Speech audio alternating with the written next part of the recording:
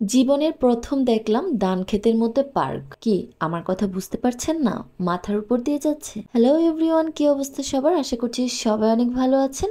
Welcome করছি রাবেয়া জান্নাত লাইফস্টাইলের আরো নতুন একটি সুন্দর ব্লগে। চলুন আপনাদের সাথে ইন্ট্রোটা বিশ্লেষণ করে নিই। মূলত এখানে হচ্ছে ধান ক্ষেত ছিল। ধান ক্ষেতের মধ্যে একটা সুন্দর একটা মেলার আয়োজন করা হয়েছে, কারণ এটা ছিল একটা নবান্নের মেলা। যখন ধান কাটা হয়ে গিয়েছে এই প্লেসটা অনেক খালি ছিল, যার কারণে হয়তোবা এই জায়গাটাকে সিলেক্ট করে নিয়েছে যে এখানেই মেলার আয়োজন করা হবে। এটা আমাদের নিজেদের গ্রামে এই প্রথম আমি দেখছি এত সুন্দর একটা মেলার আয়োজন করা হয়েছে। আসলে আগে পরে অনেক মেলার আয়োজন করা হতো, বাট ওইগুলো খুবই গ্রাম্য ভাবে আয়োজন করা থাকতো। বাট এখন আসলে সেই শহরে যেরকম আমরা পার্কে দেখি বিভিন্ন রাইড থাকে, সেম ওই রকম রাইড গুলো নিয়ে এসেছে। গ্রামের বাচ্চা কাচ্চারা অনেক বেশি এনজয় করছে এখানে।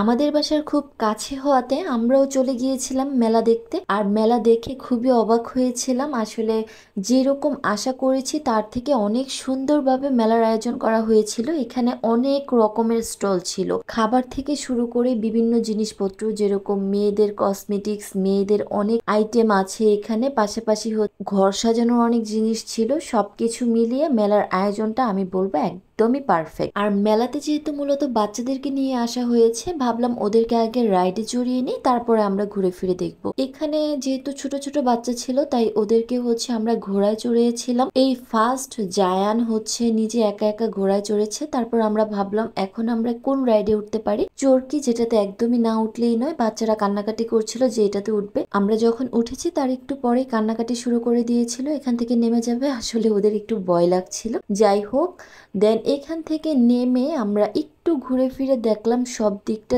দেখে। যদিও আমরা এখান থেকে সেরকম কোনো কিছুই কেনাকাটা করিনি, জাস্ট ঘুরতে এসেছি, ঘুরে দেখেছি। কিন্তু একটা কথা না বললেই নয়, সেটা হচ্ছে মেলা মানে এখানে হরেক রকমের খাবার থাকলেও ফুচকা চটপটি এই খাবারগুলো কিন্তু আমরা কেউ মিস করি না। আমি একটা জিনিস দেখলাম, সেটা হচ্ছে অন্যান্য যে খাবারের স্টলগুলো ছিল সেগুলোতে এত পরিমাণে ভিড় ছিল না যে ভিড়টা ছিল ফুচকা চটপটির দোকানে। একটা বড় রকমের স্টল দিয়েছিল এখানে, আর মোটামুটি খাবারের রেঞ্জও ভালো ছিল। খাবারটাও খেতে অনেক বেশি ভালো লেগেছে। আর ফুচকা যেরকমই হোক, এটা সবার কাছেই ভালো লাগে। এখান থেকে হচ্ছে আমরা ফুচকা চটপটি খেয়ে দিয়ে দেন পুরোটা আরো একটু ঘুরে ঢু মেরে দেখছিলাম। এখানে অনেক সুন্দর সুন্দর কসমেটিক ছিল মেয়েদের, প্লাস বাচ্চাদের খেলনা ছিল, এমনকি ঘর সাজানোর বিভিন্ন জিনিসপত্র এখানে ছিল।